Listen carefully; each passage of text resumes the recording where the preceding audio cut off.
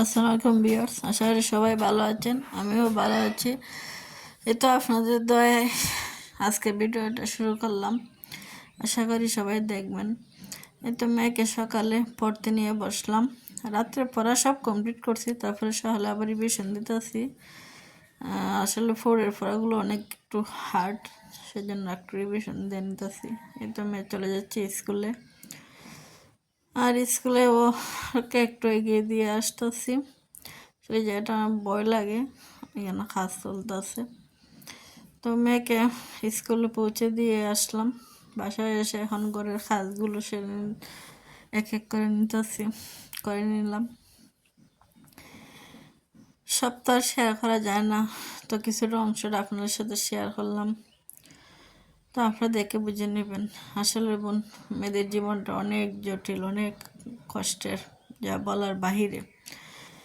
জীবন মানে যুদ্ধ, যুদ্ধের ক্ষেত্রে আমাদেরকে নামতে হয়। একটা মেয়ের জীবন যে কত যুদ্ধ, এটা আসলে একটা মেয়েই জানে। চার দেওয়ালে বন্দি থেকে অনেক কষ্ট হয়, ভাবে অনেক সময় জীবনে আসলে কি করলাম, না ভালো করে লেখাপড়া করলাম, না ভালো একটা জব করলাম। আসলে এই মেয়েদের একটা বড় পরিচয় হয়েছে একটা জব, এছাড়া মেয়েদের কোনো দাম নেই। তো কি আর করা, মনের কষ্ট মনে নিয়েই চলতেছি। আসলে তো সংসারে একটু কুচ কাজ করে নিতেছি। আসলে ভালো লাগে না বোন, যখন মনে হয় যে জীবনে কিছুই করতে পারলাম না। আসলে মেয়েদের নিজের পায়ে দাঁড়ানোটা খুবই উচিত। আসলে আমার গাছ লাগাইতে অনেক ভালো লাগে, তাই যে সময় আমার মনটা খুব বেশি খারাপ থাকে, আমি আমার গাছের সাথে সময় কাটাই। একটা টমেটো ধরলে আমার না অনেক ভালো লাগে, একটা মরিচ ধরলে আমার অনেক ভালো লাগে।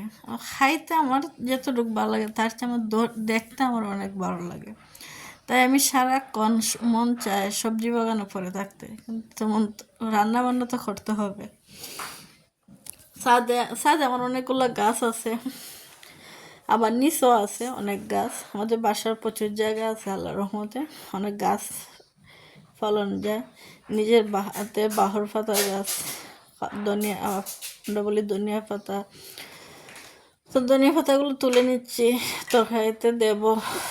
আর কি করার, ঘরে বসেই যা টুকটাক কাজ করতেছি।